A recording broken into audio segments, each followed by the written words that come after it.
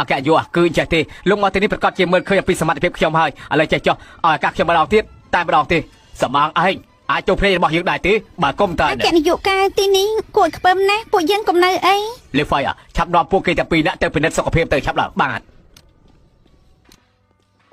ណែអគ្គនាយកមិញនេះលោកថាបើគុំតែស្អីទៅ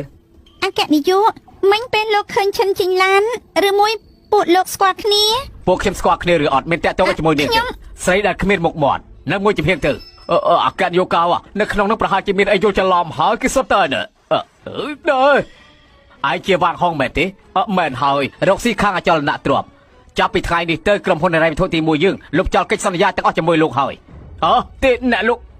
កអគ្គនាយកកៅនៅមានអាយទៀតបើអាយមើលមិនឃើញក្រុមហ៊ុនរបស់យើងទេអញ្ចឹងអាយមិនបាច់មកធ្វើការឲ្យយើងទេ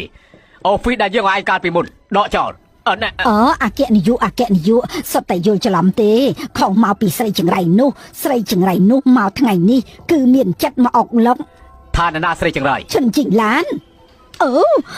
អគ្គនាយកយើងមិនបាយមនុស្សស្រីប៉ុន្តែយើងបាយមនុស្សអាក្រក់ពួកឯងម្នាក់យល់ថាយើងហូបមូសកុំយល់ថាយើងមើលមិនដឹងពីកំណត់អាក្រក់របស់ពួកឯងឲ្យសោះក្រុមហ៊ុនហិរញ្ញវត្ថុទី1របស់យើងចំពោះមនុស្សមិនត្រឹមត្រូវមិនប្រើជារៀងរហូតចំពោះមនុស្សតូចតាចគឺមិនសហការជាមួយឡើយត្រូវចាប់ទុកទៅឆាប់ទៅអគ្គ